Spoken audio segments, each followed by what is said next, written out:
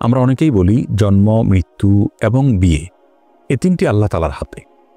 আবার অনেকে ছন্দের সঙ্গে তাল মিলিয়ে বলি যে জন্ম, মৃত্যু, বিয়ে তিন বিধাতা নিয়ে, অর্থাৎ আল্লাহ রাব্বুল আলামিন এই তিনটা নিয়ে আছেন এবং এই তিনটা আল্লাহ তাআলার হাতে। আপাত দৃষ্টিতে মনে হচ্ছে যে এটি তাকদীরের প্রতি বিশ্বাস এর কথা প্রকাশ করা ভালো কথা, কিন্তু মূলত এটি আল্লাহ রাব্বুল আলামিনের যে তাকদীর রয়েছে সেটাকে সীমাবদ্ধ করা শামিল। শুধুমাত্র জন্ম, মৃত্যু, বিয়ে কেন, সব কিছুই আল্লাহ রাব্বুল আলামিনের হাতে, সব কিছুই আল্লাহ রাব্বুল আলামিনের তাকদীরের অধীনে।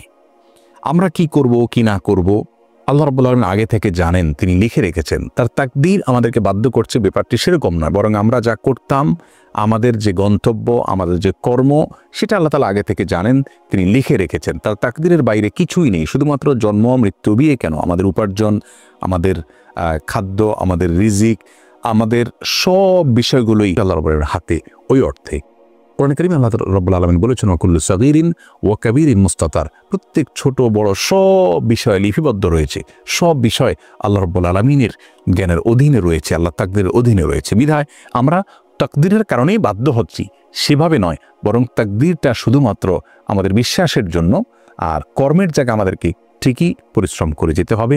স্বয়ং রাসূল করিম সাল্লাল্লাহু আলাইহি ওয়াসাল্লামের হাদিসে আমাদেরকে নির্দেশ করা হয়েছে, আমালু, তোমরা কাজ করতে থাকো, কুল্লুন মুয়াসসারুন লিমা খুলিকা, তোমার তাকদীরে যা লেখা আছে সেদিকেই তুমি যাবে, বাট তোমার কাজ হলো পরিশ্রম করে যাওয়া, কাজ করে যাওয়া। অতএব তাকদীরের দিকে আমরা লক্ষ্য করে থাকবো না, তাকদীর শুধু বিশ্বাস করবার জন্য, কাজের ক্ষেত্রে আমরা শুধুমাত্র কাজ করতে থাকবো।